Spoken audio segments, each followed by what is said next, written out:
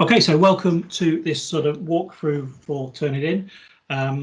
I'm happy to pick up any questions that people have as they go through. Please feel free to raise your hand and I'll keep an eye out for that, or if you want to type it in, you're more than welcome.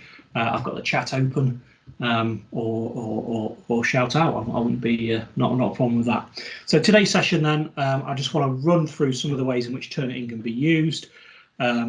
We have used Turnitin at Grimsby for as long as I've been a tutor in HE, so certainly around 10 years. We've had 2 or 3 different versions of Turnitin in that time, which has certainly changed the way we do things. There was a time when we only used it for plagiarism detection and were downloading the Word files and tutors were marking in Word, but about 4 or 5 years ago we moved to fully integrating Turnitin. First of all, using the system itself, and then once we moved over to Canvas, we then integrated it with our VLE, and that has made a big difference, I think, to not only the speed of the turnaround of marking and also our plagiarism detection, but it really has made a massive difference to the quality of our feedback. We are in, I think we're about the top sort of 6% in terms of the NSS score for student feedback, both for quality and timeliness. We score very, very highly in those ratings, and one of the reasons of that, alongside the hard work for our tutors, is the ease in which Turnitin works. So I've got a little play space in Turnitin I'm using today. So nothing you can see here is student work, but for obvious reasons, as we're recording it and this could be disseminated. And I've used as my example one of my own codes of practice, happens to be a code of practice on academic misconduct. So again, you know, it's absolutely fine to share the video afterwards should you want to. So the way we've got Turnitin set up is within Canvas, and when you go to your Canvas page, if you click on assignments, this will be when my computer slows down an incredible amount. So here we go. There's the assignments here are set up for Grimsby and Scarborough. We set up the assignments. This is done once program leaders have signed off their assignment dates at the start of the year. The HE MIS team set up all the assignments within there, and we set up the resit folders and we set up the main submission dates for each assignment. So when you go into there, you will very often see several versions, the 2 versions in the first instance, and then over time, as if your students apply for mitigating circumstances, we set up further submission boxes for those students. So this section can end up being quite full with different assignments to look at. One of the things I would really encourage you not to do, which is something that's been happening over the last couple of years, and that is when we bring across details from one Canvas page to another. So when you bring across your resources, your PowerPoints and your, gosh, these days videos and quizzes and all that sort of stuff that you've set up, you need to be a little bit careful about what you bring across, and don't bring across the assignments, because when you do, it fills this section with last year's deadline dates and assignments, and then it leaves somebody having to tidy all that up and yeah, make all that look correct again. Often yourselves, when you've realised it, but very often also when we go in to set the assignments up. So just be a little bit wary with doing that. So, Angela, did you want to ask a question? How do we, do you know, when you import it from one to the other, it just texts everything that's there. So how do we stop from doing that? When the Canvas explanation goes out this time, it's also going to have a really clear explanation. It's going out separate to the FE one this time, so it'll have a clear explanation of how not to do it. Brilliant, thank you. Yeah, I can't answer that straight away, but it is there because we've thought about that. Yeah, I mean that it's sort of common sense to do that. But like you say, it does look like it brings everything, but there is a way you can deselect certain things. Okay, so let's have a quick look at an assignment. I mean, interestingly, you can add your own assignments anytime as a tutor. You've got the same rights as me to do this. So you'd click on plus assignment and it would add it in there. Whether you'd want to do that or not is another question. And because if you needed to change to an assignment, if you let HE Quality know or HEMS know, we'll go in and we'll fix that and make it right. But it is possible to add your own. So if we have a look at this in the training exercise, and we can see that not only has an assignment been created, I've also had submissions in that I've submitted something. So as it slowly opens up, what we've got then is one submission. There's only one student in this module, and that is me. But if we click on the settings button just here, note that I'm staying away from these settings and the speed grader down the end at all times. This middle bit of the screen here is literally Turnitin. It's just embedded in Canvas. Over here, this is Canvas. So when we're dealing with the settings on our assignments or wanting to grade the work, we don't click on the bits on the right-hand side. And sorry, whenever my brain thinks of a joke that I shouldn't tell, I'll look and think about telling that joke, and I'm not going to tell that joke about it being on the far right. So click on the settings just here, and that brings up the settings for this assignment. So what we can see here is the name of the assignment is here. The start date is here, the due date and the feedback release date. So these dates are three sort of key moments. The start date is when it becomes available to the students. At the moment, when you add an assignment, that automatically is the date that you added the assignment to it, choosing a midnight date that it chooses automatically. But that can, when you create a new assignment, be changed. What we can then see is the due date. This is the date that students will have to submit their work by. Later than that, it marks it as late.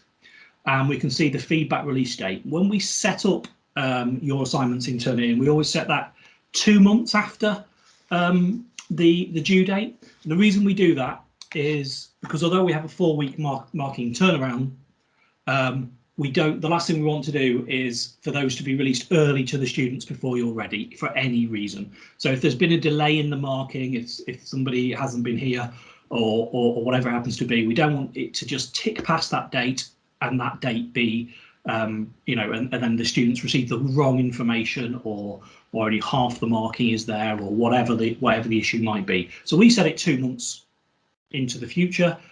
The idea is that what you will do is once you've finished your marking and the moderation and you want to release all the grades to the students, you literally just change that date for the date that you want to release that. So you can change it to today at midday. If I was doing it now, I'd change it to maybe today at 2 o'clock, and the students have got the feedback from that point. Until then, they can't see anything. Thank you for that, Nathan, because I've always had to change the date for that on the Turnitin other page, the turnitin.com. So I didn't know you could do that. So no, oh, not a problem. Yeah, absolutely. That's what today's all about. So that's somewhere where you'll go every time you have an assignment, because it's up to you to change that feedback release date and when the students can receive that. And I'm pleased that you don't have to go the long way around anymore, Andrea. You can log into Turnitin main site to do it, but you don't have to. So what we can then see is the optional settings. These should all be set automatically and correctly when it's set up. Turnitin, when you set one up, it remembers your last settings, and so the HMIS team, when they're setting it up, as long as if they get it wrong once, they'll be getting it wrong every time because they don't really change them. But they are right at the moment. So what we have done for a couple of years, I don't think necessarily that this has got through to the students. It's one of the things I really wanted to speak about today was is in these optional settings, and it's this setting down here. I hope it's big enough for you to see. Oh, there we go. That's a bit better. So here we go. In this optional setting, as we can see here, we set them up now so that we generate reports on plagiarism straight away when students submit. And then after they've done 3 submissions, a report generates every 24 hours for that student. And now what that means is students are actually able to actively use Turnitin to assess for themselves whether they should be worried about whether they've plagiarised. The students who can take most benefit from this are those that do work early. Those that do work at the last minute won't really have an opportunity to do that. But that's sort of so be it. That's the that's the way to go, and they can keep resubmitting their work. So it's not just a one-time thing. They can improve and they can improve and they can get that score lower. It does mean that we need to start sharing with students similarity reports, certainly early on, to get them to understand what it is they're looking at. Because if you might have a student that's panicking about, let's say, a 40% overall score, which actually might be nothing to worry about, because what you could easily have there is their reference list that they've referenced correctly and a front cover sheet that all the students have used, all of which are contributing to that 40%. And then, you know, they might panic about that 40%. So it's really about training them not to look at the percentage, but to look at the report and have a look to see if there's any large sections that clearly are from other places that haven't been referenced correctly. So work with them and help them to improve their work, because all this is really doing as a piece of software is just giving them the number and the report. So you shouldn't need to change those, but it's really important to know that they're there.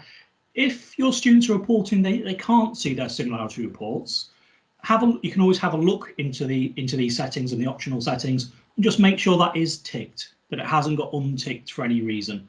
And yeah, that's literally all you do to change it and put it back on, is make sure there's a tick in there.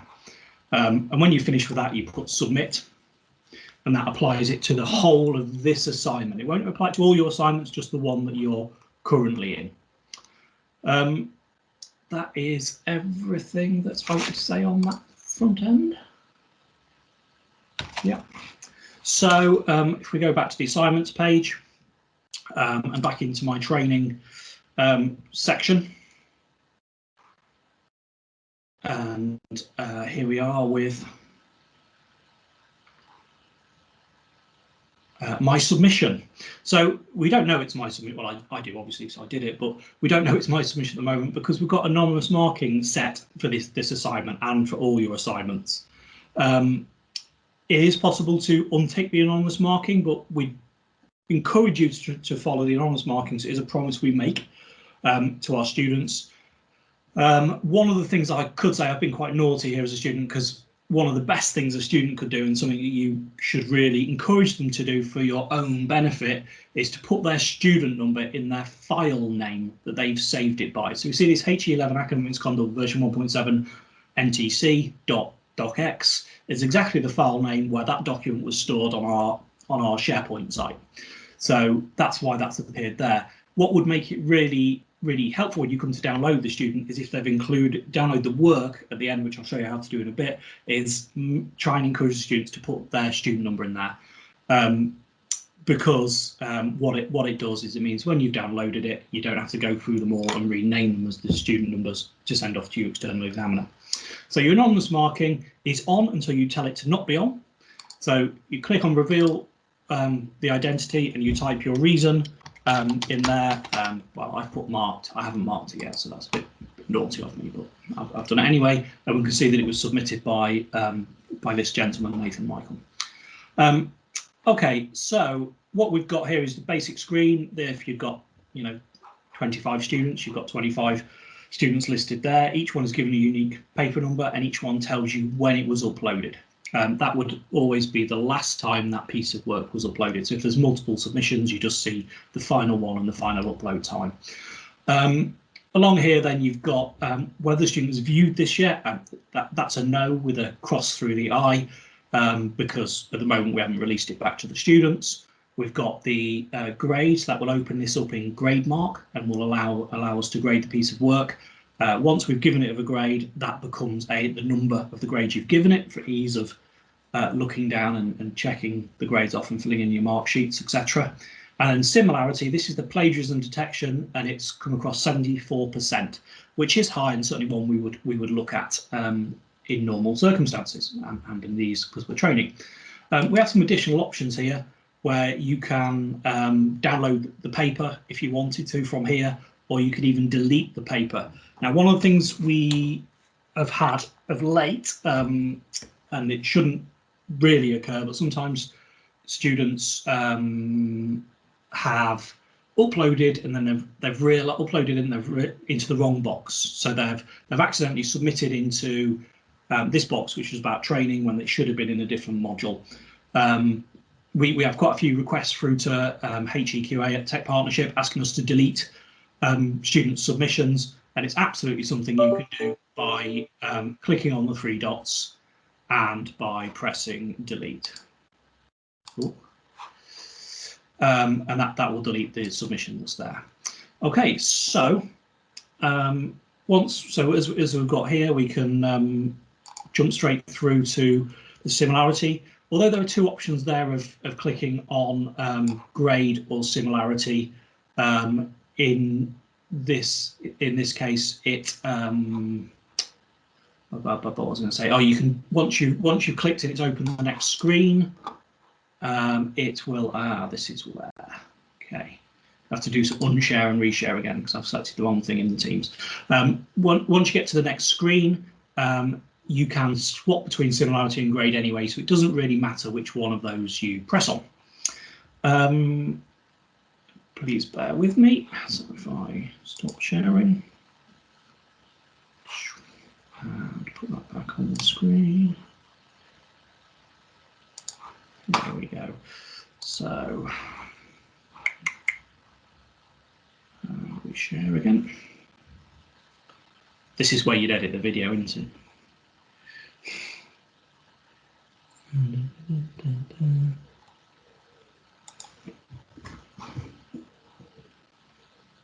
So we should be, just give it a moment to catch up. And you,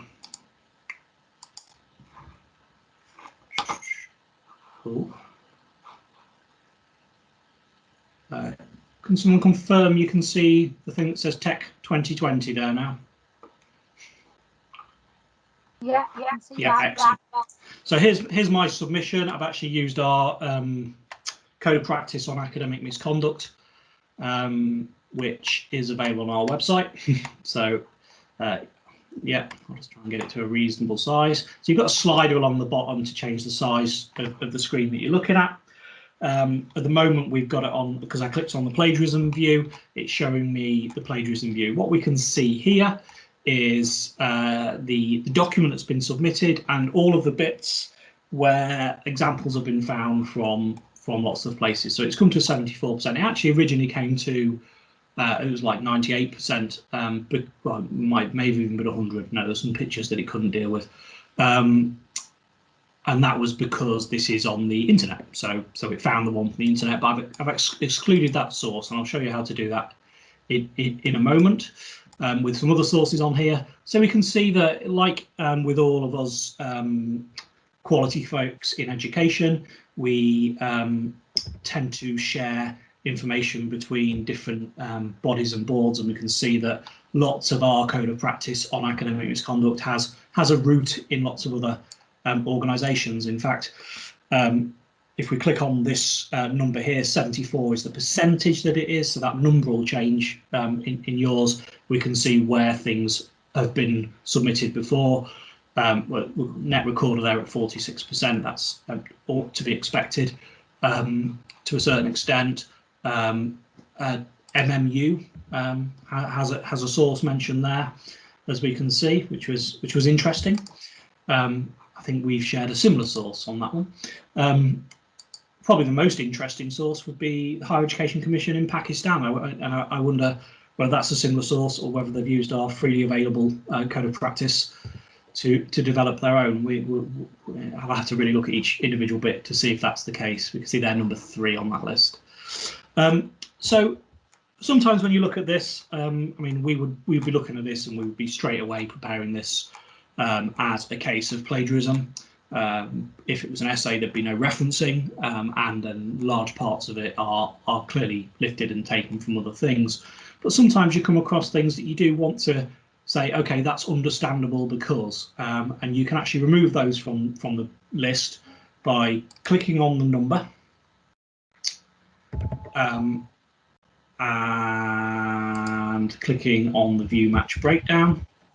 And then there's a button at the bottom here, look, where we can exclude sources. So if we put exclude sources, we're able to select from here the bit that we'd like to exclude. If we think, oh, it's absolutely normal that they could be saying that. So if I click that button up there, I can actually exclude that source entirely from from this work. You see, it's gone. It's changed the match overview by a small but significant amount, by a very small amount actually, because it wasn't. Everything was also plagiarized in another place. But that's how you do that and follow that process.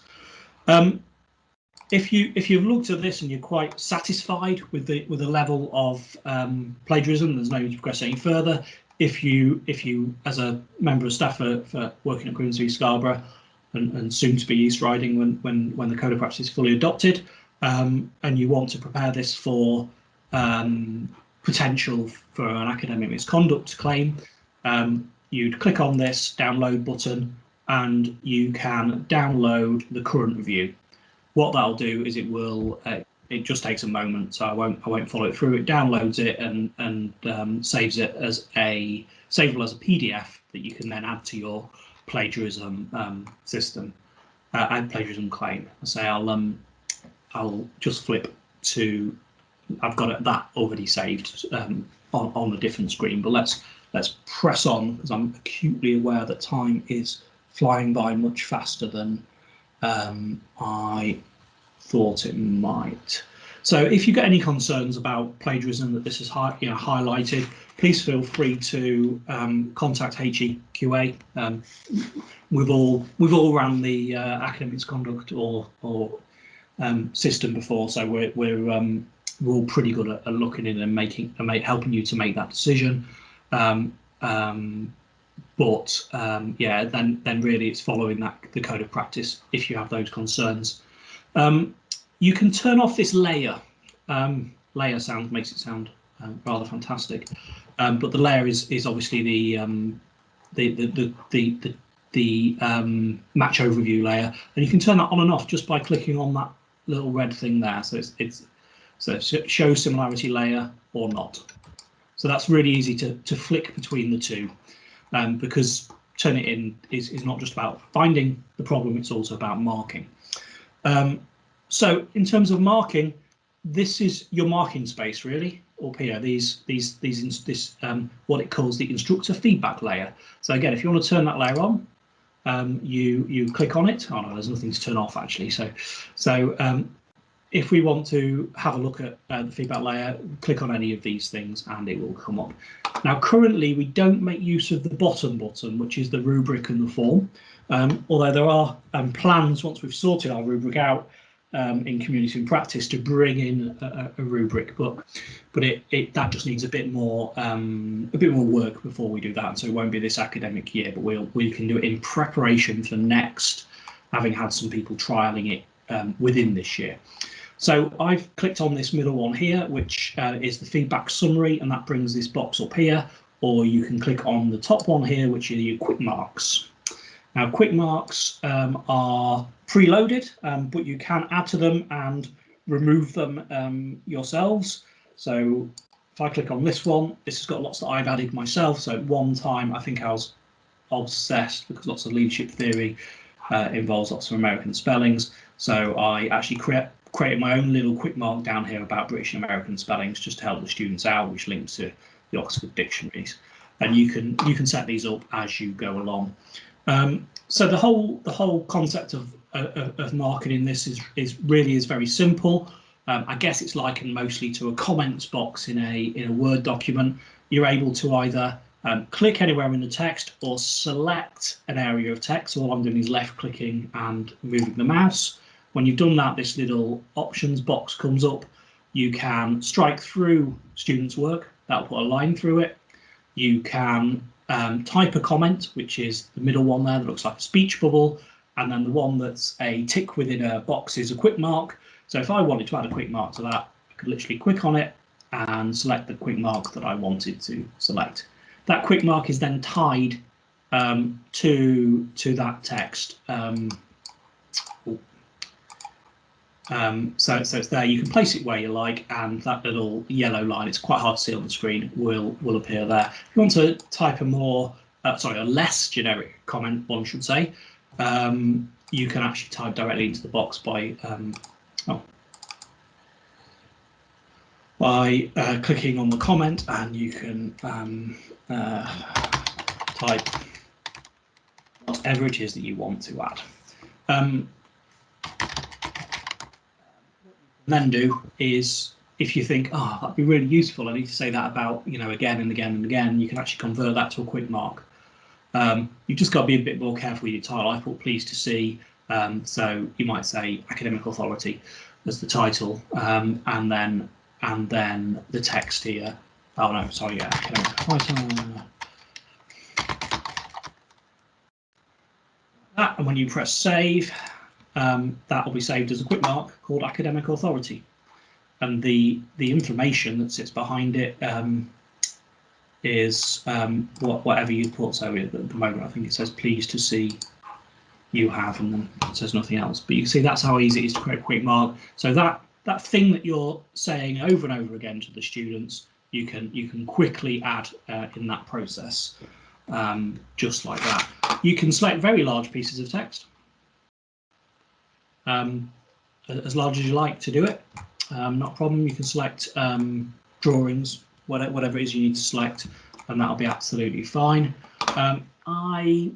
If you click on that cog there, it allows you to manage your quick marks. I'm not going to demonstrate that because I haven't looked at that in a year or so, and I know I'll be stumbling all over it, but it is logical when you do that. I promise you. I'm happy to help you on an individual basis, maybe, let's say. So in terms of our marking, then, I mean, I personally adopt an overview approach, get a sense of where I think the marking is. Then I go through and do in-depth comments throughout the piece of work, and then I give my sort of full feedback. Sometimes that involves some of the things I've written throughout the piece of work, so I might copy and paste them across from the comments, and that works pretty well. What I always do to keep life simple, because we don't have a rubric system to confirm the learning outcomes, as I say, that's maybe something that comes in the future. What I do is I tell the students they've achieved their learning outcomes. I have those in a Word document sat separately, and I copy and paste them in, confirm the achievement of them. Then obviously write the description of the piece of work, and then really clear bullet pointed actions at the bottom to give the students the feedback, so actions for improvement, so really clear what they need to do to improve for the next piece of work. That is more than enough to complete the requirements for our code of practice on assessment. At the top here, it's my own piece, so let's go with an average grade. So at the top here, that's where we put the grade. When we click off that, that grade is stored. If I close this particular piece down, any change may not be saved is absolutely fine. They are if you've clicked off it. I need to just share my screen again. Please bear with.